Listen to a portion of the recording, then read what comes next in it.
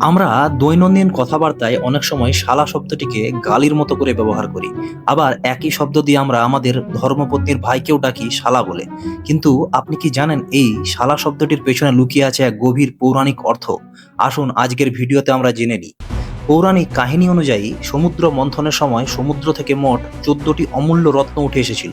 এর মধ্যে ছিল হলাহল বিষ, ঐরাবত হাতি, কামধেনু, উচ্চৈশ্রবা ঘোড়া, কৌস্তবমণি, কল্পবৃক্ষ, অপ্সরা রম্ভা, মা লক্ষ্মী, চন্দ্র, বরুণী, গন্ধর্ব, সরঙ্গ ধনুক, অমৃত এবং একটি বিশেষ জিনিস, একটি বিশেষ শঙ্খ, যার নাম ছিল শালা।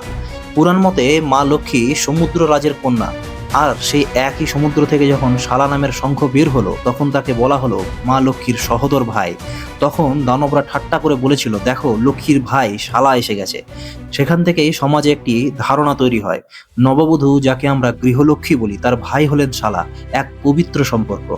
এই শালা শঙ্খ, যার পরে পাঞ্চজন্য শঙ্খ নামে পরিচিত হয়, ভগবান বিষ্ণু নিজেই তা নিজের কাছে রেখে দেন।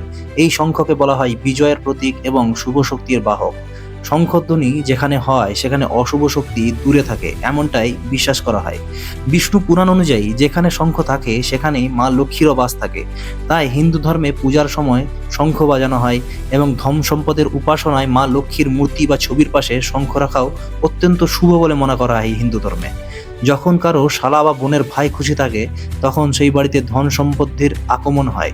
আর যদি শালার সঙ্গে সম্পর্ক খারাপ হয় তাহলে জীবনে অভাব এবং দুর্ভাগ্য নেমে আসতে পারে।